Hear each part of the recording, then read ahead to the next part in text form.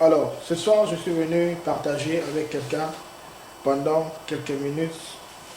C'est un fardeau que Dieu m'a mis pour partager avec toi. Je vais t'aider à prier pour que Dieu s'élève.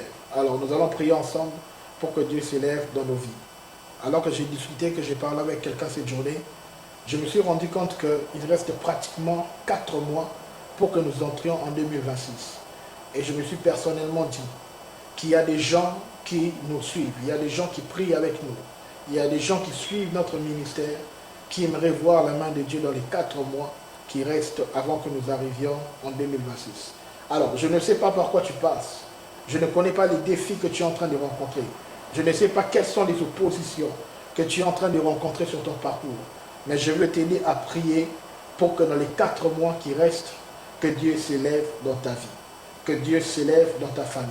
Il y a un domaine précis dans ta vie pour lequel tu veux que Dieu s'élève. Alors, ce soir, je vais simplement t'aider à prier. Nous allons prier ensemble pour que Dieu s'élève dans notre vie.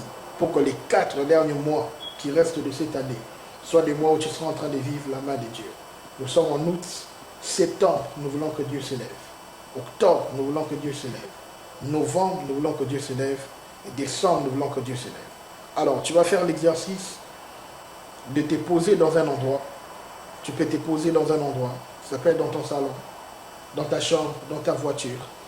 Prends ta Bible et tu vas ouvrir ta Bible avec moi dans Ésaïe 60.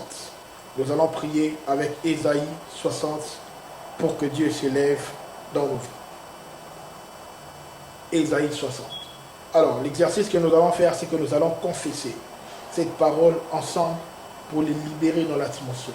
Nous allons déclarer ces paroles qui sont écrites dans Ésaïe 60 afin que la parole de Dieu soit libérée dans l'atmosphère et que Dieu s'élève dans notre vie. Alors, je vais compter jusqu'à 3. Si tu es déjà posé là où tu es, nous allons commencer la prière afin que Dieu s'élève. 1, 2, 3, Ésaïe 60. Je commence à partir du premier verset.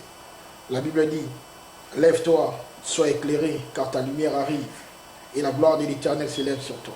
Voici les ténèbres couvrent la terre, et l'obscurité les peuples. Mais sur toi, l'Éternel se lève. Sur toi, sa gloire apparaît. Des nations marchent à ta lumière, et des rois à la clarté de mes rayons. Tu peux personnaliser ce verset. Porte tes yeux alentour et regarde. Tous ensemble, ils viennent vers toi. Tes fils arrivent de loin, et tes fils sont portés sur les bras. Tu tressailleras alors, je tressaillerai alors, et je me réjouirai.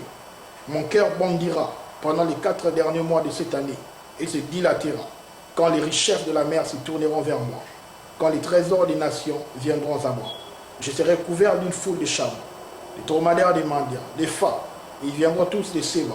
Ils porteront de l'or, l'encens, ils publieront les louanges de l'Éternel. Les troupeaux de Kédar se réuniront tous chez moi. Les bélés des Nabajot seront à mon service. Ils monteront sur l'autel de l'Éternel et seront agréables. Tu te glorifieras parce que je suis la maison de ta gloire. Qui sont ceux-là, verset 8, qui volent comme des nuées, comme des colombes vers leur colombier? Car les îles espèrent en toi, et les navires des Tarsis sont en tête pour ramener de loin mes enfants, avec leur argent, leur or, à cause du nom de l'Éternel mon Dieu, du Saint d'Israël, qui me glorifie. Les fils de l'étranger rebâtiront tes murs. Je prophétise sur toi que les fils de l'étranger, des gens que tu ne connais pas, des gens que tu n'as jamais rencontrés, des gens avec qui tu n'as jamais parlé auparavant, des gens que personne ne t'a présenté, Dieu les mettra sur ton chemin, afin qu'ils puissent rebâtir dans ta vie ce qui a été détruit dans les 4 derniers mois de cette année. Les fils de l'étranger rebâtiront tes murs, et leurs rois seront tes serviteurs, car je t'ai frappé dans ma colère, mais dans ma miséricorde, j'ai eu pitié de toi. Verset 11, je voudrais que tu les confesses très bien, parce que c'est puissant. Tes portes, mes portes seront toujours ouvertes pendant les 4 derniers mois de cette année. Mes portes seront toujours ouvertes. La porte de la paix, la porte de la joie, la porte de finances, la porte de prospérité, la porte de la percée. Percée sanitaire, mentale, financière, spirituelle, toutes sortes de percées. Mes portes seront toujours ouvertes.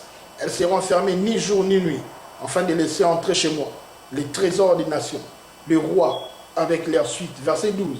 Car la nation et le royaume qui ne te serviront pas périront. Ces nations-là seront exterminées. La gloire du Liban viendra chez moi. Les cypres, l'orme, le buis, tous ensemble, pour orner les lieux de mon sanctuaire. Et tu glorifieras la place où tu poses tes pieds. Les fils de mes oppresseurs viendront s'humilier devant moi. Je veux que tu répètes ça encore. Les fils de mes oppresseurs viendront s'humilier devant moi. Je déclare cela dans ta vie. Les fils de tes oppresseurs, tous ceux qui t'ont oppressé pendant les débuts de cette année jusqu'à présent, je déclare que l'Éternel les emmène à s'humilier devant toi. Au nom de Jésus-Christ de Nazareth, les fils de mes oppresseurs viendront s'humilier devant moi.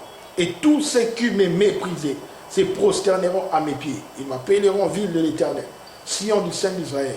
Au lieu où tu étais délaissé et haï, que personne ne t'ait parcouru, je ferai de toi un ornement pour toujours. Un sujet de gloire, de génération en génération. Verset 16. Tu suceras le lait des nations, tu suceras la mamelle du roi, et tu sauras que je suis l'Éternel, ton sauveur, ton rédempteur, les puissants de Jacob. Au lieu de l'airain, je ferai venir de l'or. Au lieu de fer, je ferai venir de l'argent. Au lieu du bois, de l'airain. Au lieu de pierre, du fer. Tu feras régner sur moi la paix et la justice. On n'entendra plus parler de violence dans mon pays, ni des ravages, des ruines dans mon territoire.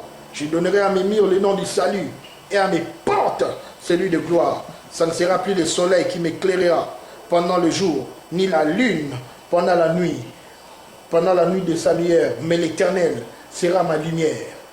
L'Éternel sera ma lumière pour toujours. Mon Dieu sera ma gloire. Verset 20, mon soleil ne se couchera plus et ma lune ne s'obscurcira plus, car l'Éternel sera ma lumière pour toujours. Le jour de mon deuil sera passé. Le jour de deuil est passé dans ma vie. Je dis que le jour de deuil est passé dans ta vie. Pendant les 4 derniers mois de cette année, les jours de deuil sont passés dans ta vie. Il n'y aura plus que des justes. Ils posséderont à toujours les pays. C'est des rejetons que l'Éternel a plantés dans ses mains pour servir à sa gloire. Verset 22, et ça, c'est le dernier verset. Les plus petits deviendront un milieu, et les moindres, une nation. Les plus petits deviendront un millier, et les moindres, une nation puissante. Moi, l'Éternel, j'ai atterré ces choses en leur temps. Que Dieu se lève dans ma vie. Que Dieu se lève dans ta vie. Que Dieu se lève dans les 4 derniers mois de cette année qui reste. Là où tu es sur cette vidéo, tu peux commencer à citer les domaines pour lesquels tu aimerais que Dieu se lève dans ta vie. Que Dieu se lève dans ta vie. Au nom de Jésus. Amen.